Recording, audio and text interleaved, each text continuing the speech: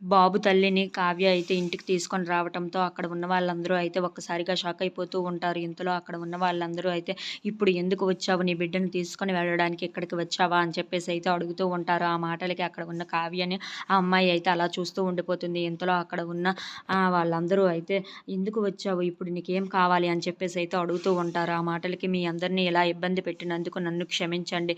మిమ్మల్ని ఇలా ఇబ్బంది పెట్టాలని నేను అనుకోలేదు. ఈ పరిస్థితికి తీసుకొని వచ్చిన నన్ను క్షమించండి. ఇప్పుడు నా బిడ్డను నేను ఇక్కడి నుండి తీసుకొని వెళ్ళిపోవాలనుకుంటున్నానని చెప్పేసి అయితే అంటూ ఉంటుంది. ఆ మాటలకు అక్కడ ఉన్న రాజు అయితే ఒక్కసారిగా షాక్ అయిపోతూ ఉంటాడు. అక్కడ ఉన్న అపర్ణాదేవి కూడా ఈ అమ్మాయి నా బిడ్డ కన్న తల్లి అని చెప్పేసి అయితే అనుకుంటూ అలా చూస్తూ ఉండిపోతుంది. ఇంతలో అక్కడ ఉన్న రాజు వాళ్ళ నాన్న కూడా ఏంటి ఇలా మాట్లాడుతుంది అని చెప్పేసి అయితే అనుకుంటూ ఉంటాడు. ఇంతలో అక్కడ ఉన్న కావ్య మాత్రం తనకేమీ పట్టలేనట్టు ఉండిపోతుంది. ఇక్కడ ఉన్న ఆ రుద్రాణి మాత్రం అయితే బాబు తల్లివి నువ్వైతే బాబు తండ్రి ఎవరు చెప్పు అని చెప్పేసి అయితే అంటూ ఉంటుంది. ఆ మాటలకి అక్కడ ఉన్న అమ్మాయి అయితే అలా ఆలోచించుకుంటూ తన చెయ్యి ఎత్తి అయితే రాజు వైపు చూపిస్తూ ఉంటుంది. అది చూడగానే ఇంట్లో ఉన్న వాళ్ళందరూ అయితే ఒక్కసారిగా షాక్ అయిపోతూ ఉంటారు.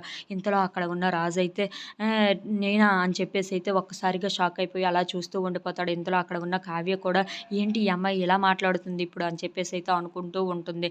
ఇంతలో అక్కడ ఉన్న రాజు వాళ్ళ నాన్న రాజు కూడా షాక్ అయిపోతూ ఉంటారు. ఇంతలో అక్కడ ఉన్న అమ్మాయి మాత్రం నేనే కన్న తల్లిని, ఆ బిడ్డకు కన్న తండ్రి ఎవరంటే రాజే అని చెప్పేసి అయితే అంటూ ఉంటుంది. ఆ మాటలు వినగానే అక్కడ ఉన్న వాళ్ళందరూ అయితే ఒక్కసారిగా షాక్ అయిపోయి రాజు వైపు ఎలా చూస్తూ ఉండిపోతారు. ఇంతలో ఆ అమ్మాయి మాత్రం నేను కన్న తల్లిని, రాజు కన్న తండ్రి అని చెప్పేసి అయితే అంటూ ఉంటుంది. If you like this video please like, share and